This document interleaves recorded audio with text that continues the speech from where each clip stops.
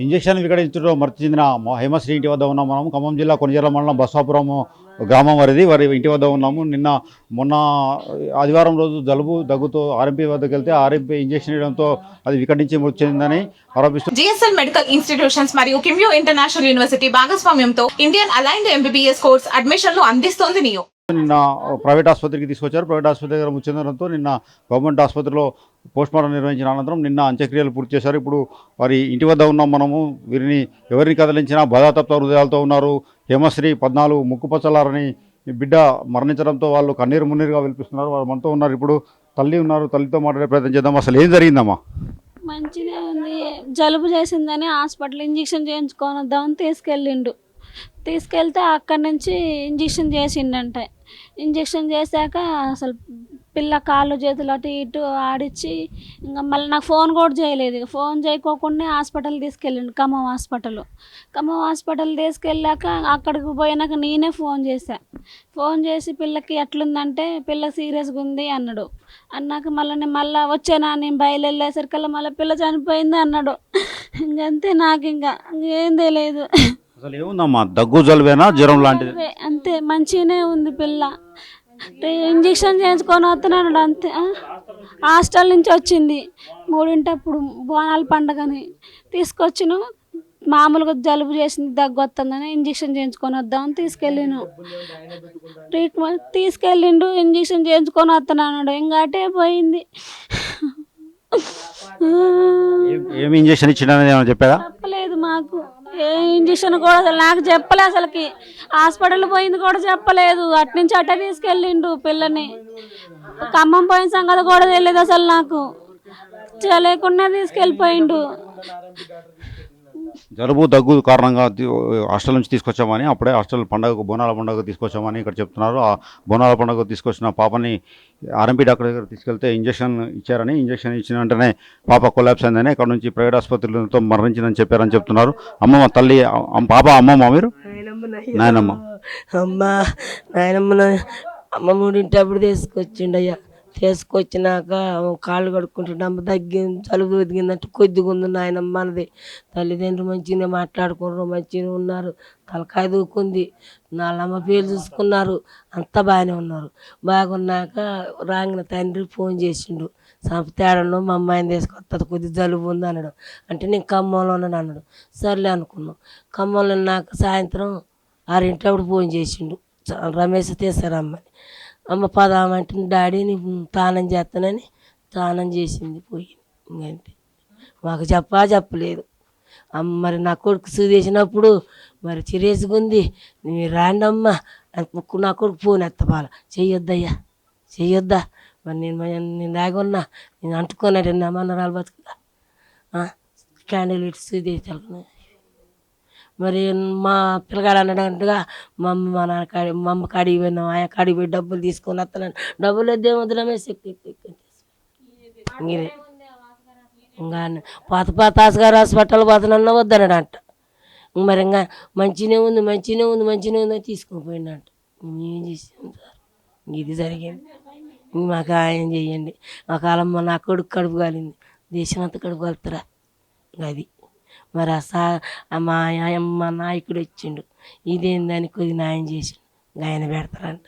అది న్యాయమేనా సారు? చెప్పండి మీరే, అది న్యాయమేనా? ఆ కాలు వచ్చిండు, న్యాయం చేయటానికి వచ్చిండుగా. ఒకవేళ ఆ చక్కదాని తల్లిని చూసి మీరు ఎత్తు చేసుకున్నారు అది ఇదని అరిచిన మాట మీకు వస్తుందిగా. మరి ఆయన అంత ఇది చెయ్యాలా? చెప్పండి సారు, చెయ్యాలనా? అంత కాడికి వస్తే ఆయన నాయకుడు పోతే నేను చచ్చిపోతా. నా మనరాల కన్నా ఎక్కువ కాదు, నేను చచ్చిపోతా. నా మనరాలు బతికే మనరాలు నాగం చేసినావు, నువ్వైనా చేస్తావుగా. చెప్పండి సార్, మీరేం చేస్తారుగా? న్యాయం చేయటానికే తెచ్చిపోయింది. ఆయన మీద కేసు పెట్టాలనా? చెప్పండి. కేసు పెడితే న్యాయమేనా సారు? ఇది ఒక న్యాయమా? మేమేమన్నా ఏడ్చుకుంటూ మొత్తుకుంటున్నావు. బాగా చేయాలని ఇప్పుడు నువ్వు వచ్చినావు, బాగా చేస్తామని వచ్చినావుగా. బొచ్చడి కొట్టాలా? నీ మీద కేసు పెడితే బాగుండదా? మేము ఆయన సాయనాన్ని తెస్తాం కానీ ఆయన కేసు పోనేది.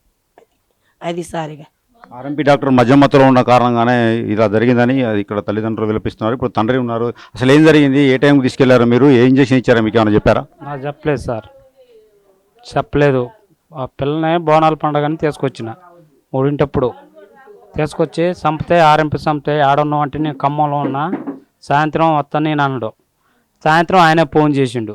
సాయంత్రం ఆయన ఫోన్ చేసినాక పిల్ల తానం చేయలేదు. తానం చేయమ్మా అంకుల్ కాడికి పోదాం, సంపత అంకుల్ కాడికి జలుబు దగ్గేకమ్మా ఒక ట్యాబ్లెట్ తీసుకొని వద్దామమ్మా అని పోయినా. పోతే పోయాలకనే ఉన్నాడు ఇంట్లో. ఉన్నాక చూసిండు, అది చూసిండు. స్కాన్లు పెడతాన్నా కొద్దిగా జలుబు తొందరగా తగ్గిద్ది, ట్యాబ్లెట్ తగ్గదు, స్కాన్లు పెడతాన్నా అని అన్నాడు. అన్నాక నేనన్నగా క్యాన్ల కిందకి చంపితే 20 రాదంటే 3 రోజుల్లో తగ్గిద్దిలే అన్నాడు. జలుబు తగ్గిద్దిలేనే స్కాన్లు పెట్టిండు. స్కాన్లు పెట్టి ఒక సూది వేసిండు. ఒక మనిషి ఇంకో మనిషి వస్తే ఆయనకు ఒక సూది వేసిండు. ఒకటేమో లోడ్ చేసుకొని ఉంచుకున్నాడు. సగం వేసేయాలకని బ్లడ్ ఎక్కట్లా పిల్ల పిలుచుకొని కింద పడి నోడుకుంటూ బుర్చి వచ్చేసింది. ఏ ఇంజెక్షన్ అనేది ఏమైనా చెప్పిండా? చెప్పలేదు సార్, అసలు చెప్పాల. వెంటనే ఖమ్మం తీసుకెళ్లారు. ఇక ఖమ్మం ఏ హాస్పిటల్ తీసుకుపోయారు? ఆయన ఏదో హాస్పిటల్ సార్, నాకు వాచ్ హాస్పిటల్ తీసుకుపోయారు. ఆ డాక్టర్ గారికి ఫోన్ చేసిండు. ఆయన ఆటో పిలిపించిండు. నన్ను ఎక్కించుకున్నాడు, పిల్లని ఎక్కించుకోండు. నేను అన్నగా వాసు గారి కాడ పెడదామా, చంపితే బాగా సీరియస్గా ఉంది కంటే ఇక వాసు గారి కాడ ఆ పనిముట్లు ఆయన కాడ బాగుంటాయని లోన్ తీసుకుపోయిన 1 గంటకే ఆల్రెడీ ట్రీట్మెంట్ చేశారు. నన్ను రానిలేదు, పాప చనిపోయిందని చెప్పారండి. ఇంకంతే. ఎన్నింటికి మీరు ఫోన్ చేశారు డాక్టర్కి? ఎన్నింటికి డాక్టర్ దగ్గర తీసుకెళ్లారు? నేను తీసుకెళ్ళినప్పుడు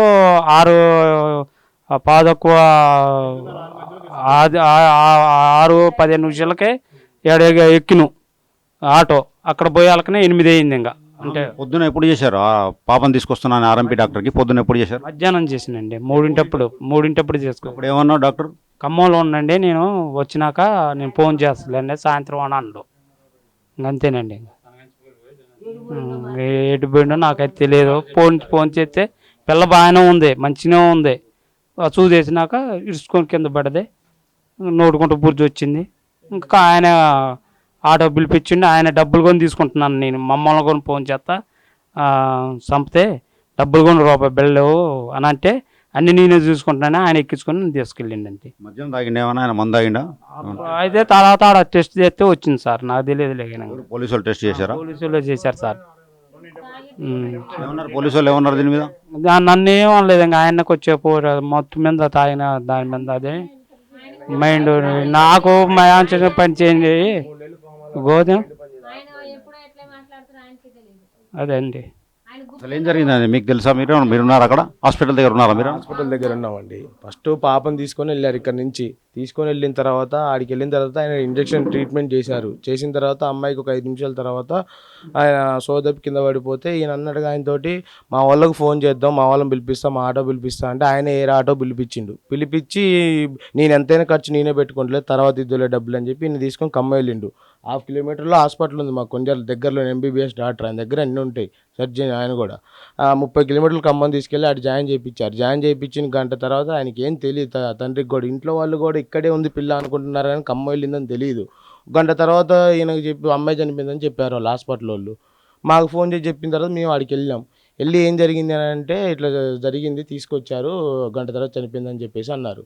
వాళ్ళు డెడ్ బాడీని తీసుకెళ్ళండి అది అని చికా చేస్తే మా కోసం న్యాయం చేయడానికి ఒక కోసెస్ అనే వ్యక్తి వచ్చారు. ఆయన వచ్చిన తర్వాత ఆయన ధర్నా చేయించారు. ఇట్లా ఆర్ఎంపిక్ డాక్టర్ అను ఆచల్లి హాస్పిటల్ వాళ్ళు ఇట్లా ట్రీట్మెంట్ చేసి అమ్మాయిని చంపేశారు అది అని చెప్పేసి. కేవలం ఆర్ఎంపిక్ డాక్టర్ అను ఒక హాస్పిటల్ వాళ్ళు అను ఆర్ఎంపీ డాక్టర్ కలిసి అమ్మాయిని చంపేశారండి. ఇది చంపేసి పైకి తిరిగి మళ్ళీ మాకు న్యాయం చేయడానికి వచ్చిన వ్యక్తి మీద కేసులు పెట్టిస్తున్నారు. ఇవాళ అంతకుముందు ఊళ్ళో మంచి వైద్యం చేస్తాడా ఈ డాక్టర్? మాకంత ఏం తెలియదండి. ఆయన అది ఈ ఊరు కాదు, తల్లాడ అయింది. అక్కడ కూడా ఇట్లా ఏదో సంథింగ్ జరిగితే వచ్చి ఈ ఊర్లో ఉంటాడు 4 సంవత్సరాల నుంచి. మేమంతా ఆయన దగ్గరికి ఈయన ఎప్పుడోసారి కన్సల్ట్ అవుతూ ఉంటాడు ఆయన. అది అది అయితే డాక్టర్ ఇక్కడ వ్యక్తి కాదని, తల్లాడు నుంచి ఇక్కడికి వచ్చి ప్రాక్టీస్ చేస్తున్నాడని, ఆయన గురించి మాకు సరిగా తెలియదని ఇక్కడ తల్లిదండ్రులతో పాటు ఇక్కడ బంధుమిత్రులు సైతం చెప్తున్నారు. అయితే ఆర్ఎంపీ డాక్టర్ కార్పొరేట్ ఆసుపత్రుల స్థాయిలో ఖమ్మంలో ఆసుపత్రులు నిర్వహిస్తున్నారు. పిఆర్ఓలని నియమించుకొని ఆర్ఎంపీ డాక్టర్ల నుంచి ఆర్ఎంపీ డాక్టర్లని ఇటువంటి మందు మద్యం లాంటి మద్యం డబ్బు లాంటి ప్రలోభాలకు గురి చేసి వారిని ఇక్కడ నుంచి కేసులు వారి హాస్పిటల్కే తీసుకెళ్లాలనే దాని మీద చేస్తున్నారని. అయితే మొన్న మార్నింగ్ ఈ పాపకు ఇబ్బందిగా ఉన్నప్పుడు ఫోన్ చేసినప్పుడు అతను ఒక కార్పొరేట్ ఆసుపత్రి, ఖమ్మంలోని ఒక ఆసుపత్రి మద్యము విందు ఇచ్చిందని, ఆ మద్యం మత్తులో ఉన్న డాక్టర్ ఇక్కడికి వచ్చి ఇంజెక్షన్ ఇచ్చాడనేది మనకు సమాచారం అందుతుంది. అక్కడ కార్పొరేట్ ఒక ఆసుపత్రి, అక్కడ ఉన్న ఆర్ఎంపీలకు మండలాల వారీగా ఆర్ఎంపీలను విభజించి పార్టీలు ఇస్తున్నారు. ఆ పార్టీల ద్వారా వారిని కేసులు తీసుకొచ్చే విధంగా వారిని ప్రలోభాలకు గురి చేస్తున్నారని మనకు సమాచారం తెలుస్తుంది. అయితే ఈ ఆర్ఎంపీ డాక్టర్ సైతం నిన్న ఈ మండలానికి ఆ ఆసుపత్రి వారు మందు విందు ఏర్పాటు చేశారని, అక్కడే ఉన్న ఆర్ఎంపీ అక్కడ మద్యం తాగి ఇక్కడికి వచ్చి ఇంజెక్షన్ చేశారని, అది వికటించడంతో ఈ హేమశ్రీ మృతి చెందిందని మనకు సమాచారం అవుతుంది. ఇక్కడ తల్లిదండ్రులు సైతం మద్యం మత్తులో ఉన్నాడని పోలీసులు టెస్ట్ చేయగా మద్యం మత్తులో ఉన్నాడని వచ్చిందని తల్లిదండ్రులు సైతం చెప్తున్నారు. వీరు కన్నీరు మున్నీరుగా విలిపిస్తున్నారు. మాకు న్యాయం చేయాలని, అతను మా దగ్గర పనిచేసిన వ్యక్తి కాదని, తల్లాడ నుంచి వచ్చి ఇక్కడ ప్రాక్టీస్ చేస్తున్నారని ఇక్కడ తల్లిదండ్రులు సైతం చెప్తున్నారు.